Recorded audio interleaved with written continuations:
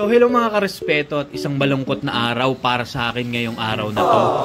Kasi babalik na po tayo ngayon sa abroad. After po ng 8 years na nagtrabaho po ako doon, kinontak po ako nung dati kong boss na kailangan daw po ako sa dati kong trabaho. So inaayos lang po natin yung mga gamit natin at yung mga ibang pasulubong natin sa mga dati nating mga kakilala doon. So meron po tayo ngayon mga candy, mga kape, yan po yung bibigay natin sa kanila. At meron din po akong dalang ayings. And magkita-kita po tayo mamaya sa NAIA. Nandito na po tayo sa Skyway. Papunta na po tayo ngayon sa NAIA. Mixed emotion po ako ngayon. Parang kinakabahan na malungkot. Yun po yung nararamdaman ko kasi matagal na din po akong hindi nag-abroad at ngayon lang po ako mahihiwalay sa pamilya. Nandito na po tayo sa loob ng NAIA at waiting lang po tayo sa flight natin. Ang boarding time po natin is 11:55. So, wait lang po tayo dito ng mga 3.5 hours. So, ayan guys, pasok na po tayo sa boarding natin at dumaan na po tayo sa immigration at okay naman po, wala namang naging problema doon. At samahan niyo po ako ng biyahe ko mula dito sa Manila to Dubai and to Dubai to Jeddah. From Manila po pala to Dubai, ang biyahe po namin ay 11 hours. From Dubai naman po to Jeddah is 3 hours. At habang naghihintay po tayo ng biyahe natin, 3 hours pa naman po is mag Q&A po muna tayo. Nagtrabaho nga po pala ako dati sa Saudi mula 2007 hanggang 2014. Pero halos 50 na po yun kasi nag-extend po ako ng 1 year. 2015 po ako ng January ng January 1 nung dumating ako dito mismo sa Pilipinas. Kasi parang na-adjust po yung yung flight ko noon. Dapat po kasi ang dating ko dito sa Pilipinas is December 25. Na-adjust lang po siya. Kaya dumating ako dito sa Pilipinas ng New Year, January 1. Nandito na po pala yung eroplano nating sasakyan. So pila na po tayo at para medyo mapabilis yung pagpasok natin. Bali nga po pala na nag-exit nga po pala ako sa company namin after po ng 7 years kong pagtatrabaho doon. Tapos nagstay po ako sa Pilipinas, nag-business po ako. Meron po akong business na para siyang pizza, nagtinda po ako ng pizza. Dati po nagtinda ako ng cake. So tinamaan po siya ng COVID dati. Nung kausuhan ng COVID, so nagsara po kami noon kasi halos lahat naman po ng mga business nagsara. So yun po yung history. Pasok po muna tayo at mamaya po is diretso natin yung kwentuhan natin. So ito po yung mga kasabay ko, ang dami po mga Pilipina na siguro po mga padubay itong mga kasabay ko. So yun po, tuloy po tayo. Maganda naman po yung business noon bago mag-pandemic. Kumikita naman po siya. May panggasto sa bahay, pambayad ng kuryente. So maganda po yung flow nung business at nag-enjoy po ako kasi gustong-gusto ko po talaga mag-business noon. So biglaan nga pong dumating tong si pandemic kaya yon nagsara po tayo. And after po noon, ang naging business natin noon is nag-aksi po tayo. And the rest is history na po. So ayan po, nag-serve na po sila ng pagkain natin. So meron po tayo ditong carbonara. Tapos meron po tayong parang salad siya. Meron po tayong pandesal, butter, water. Tapos meron po tayong iced tea na drinks. Okay. So ayan, kain po tayo. Siguro po ang next video na natin is kapag nasa Dubai na tayo. Ngayon po, after ko pong kumain is medyo matutulog po muna ako at mahaba po ang biyahe natin. See you po mamaya. At nandito na po tayo ngayon sa Dubai Airport. First time ko nga po pala ditong makababa at check po natin kung ano itsura ng airport nila dito, kung maganda po siya talaga.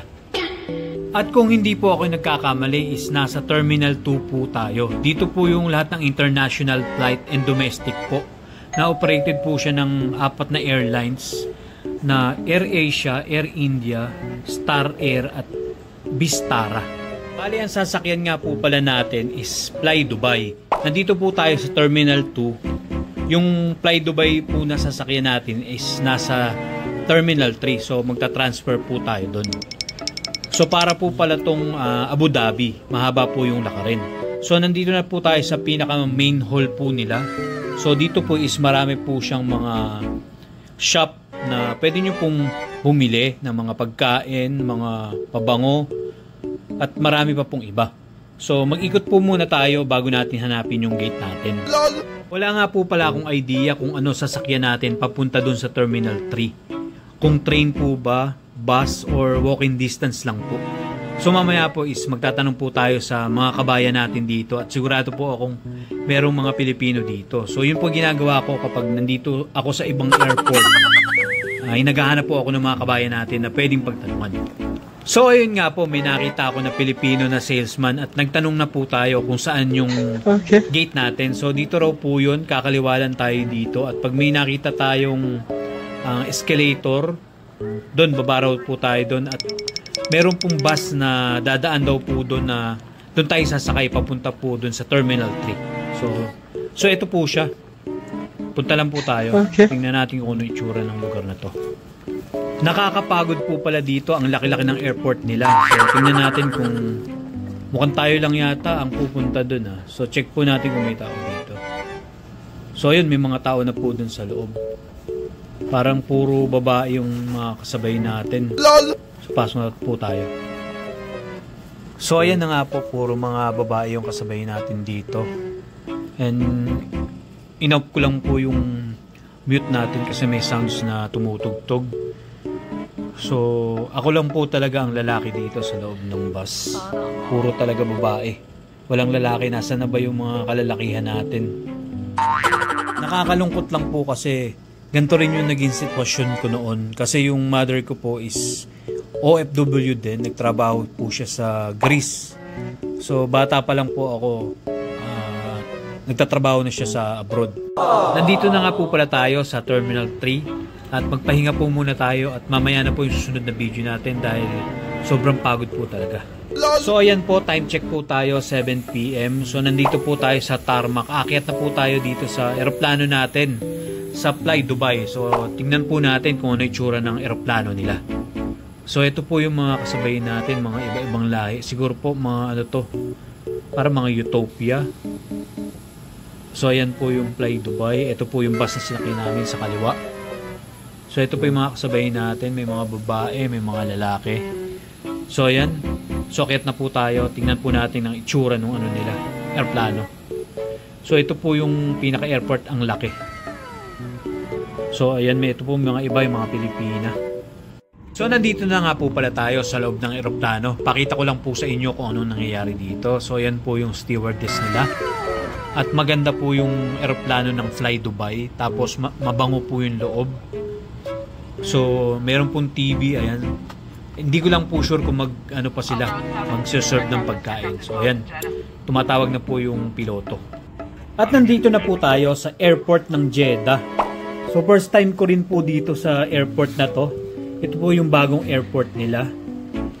Ngayon na po ako napunta dito, sa totoo lang.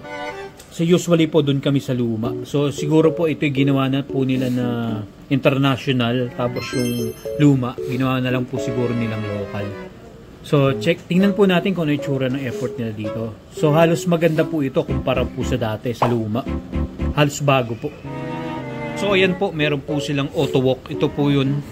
At meron po pala silang ano dito, train sa loob ng airport.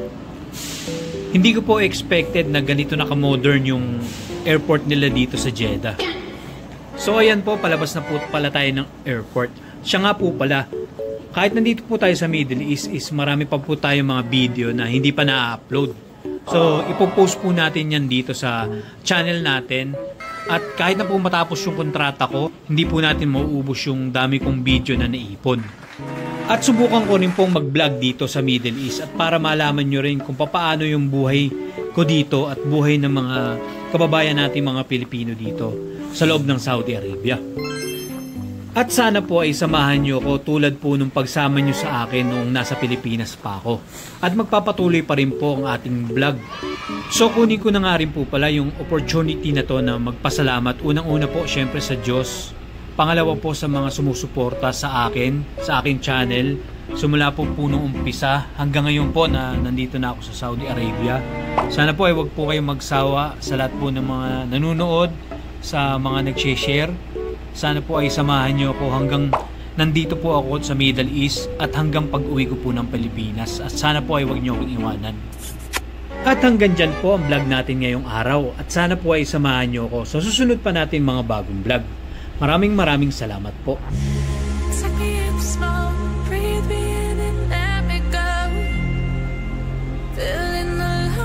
Inside you, and the blackened eyes make my way into your mind, just to know what you need.